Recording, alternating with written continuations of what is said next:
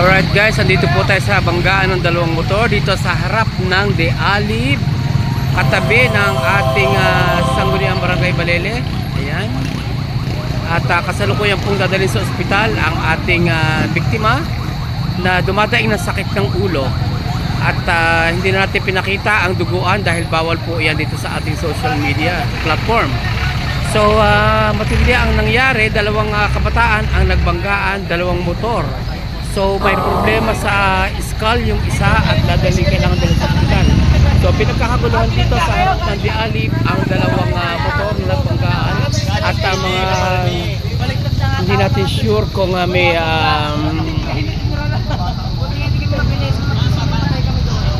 hindi natin sure kung may lisensya yung driver or yung dalawang kabataan. Basta ang nangyaring ito ay matindi at nagdulot ng commotion dito sa harap ng De Alib at grabe ang nangyari at Diyos ko, talaga naman kung ang banggaan ay matindi at medyo masakit ang ulo ng isa at dinadala sa ospital ngayon. So dadalhin niya sa Santor at check upin ang bungo dahil matindi ang tama, although na hindi naman masyadong pero matindi yung nangyari. So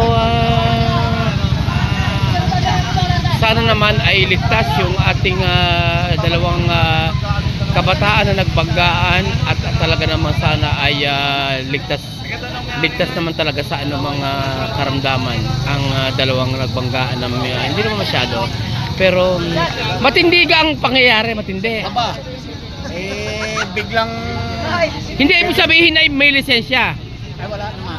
Walang lisensya parehong kabataan. Hindi kapwa motor sa katao ang nagbanggaan. Kumawid yung taga Balele. Duguan yung dadala sa ospital, hindi? May mga dugo din. Pero hindi naman masyado, hindi mo grabe. Mild lang. Ang isa ay ang driver ay na lang dito sa paa, parang pilay yata. Oo.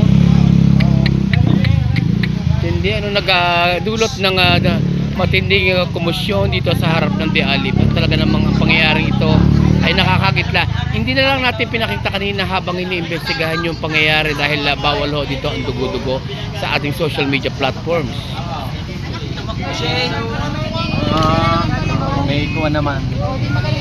Dito sa gilid naman. Hindi, nakakonda yun, naka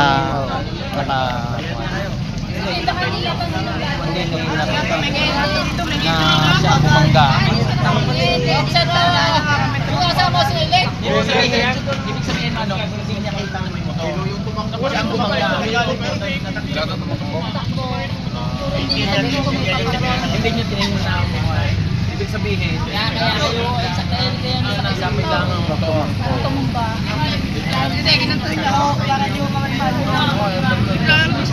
Pero mabilis na sukat naman.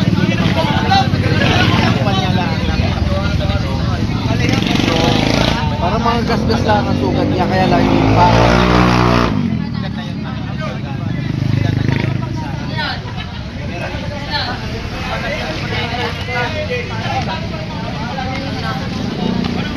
Kaya mga ganitong edad mga kabarangay ang nagbanggaan, mga ganyang edad.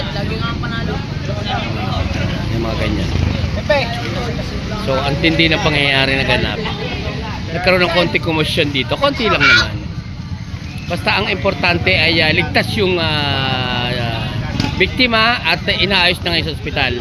So yan lang po ang report natin for this day ng unang araw ng Berna at malapit na talaga ang Pasko. At sana naman ay ligtas tayong lahat sa darating na Pasko dahil malapit na ang Pasko ay magbigayan ng daan at huwag naman mag-agaw-agaw sa daan. Kaya nagkakaroon ng traffic tayo sobrang agawan sa daan. Ayan. So till here again, once again mga kabarangay, and see you on my next vlog again.